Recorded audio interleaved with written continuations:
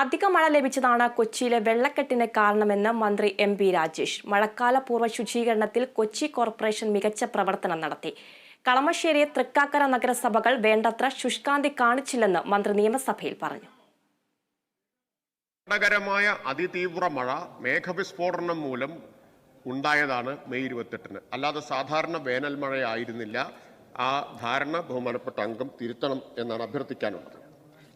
Sir, ഈ സാഹചര്യത്തിൽ സ്വാഭാവികമായിട്ടും വെള്ളക്കെട്ട് ഉണ്ടാവും. ഇത്രയും അളവിൽ മഴ പെട്ടെന്ന് ഒരു മണിക്കൂർ കൊണ്ട് പെയ്താൽ.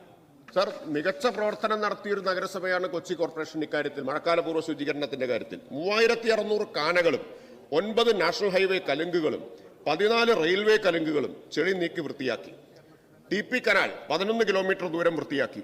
തേവര പേരണ്ടൂർ കനാലിലെ 10.75 കിലോമീറ്ററിലെ ചെളി നീക്കം ചെയ്തു. ചെറുതും വലുതുമായ 126 കനാലുകൾ ശുചിയാക്കിയിട്ടുണ്ട്. എല്ലാ കനാലുകളിലെയും പോളയും നീക്കം ചെയ്തിട്ടുണ്ട്.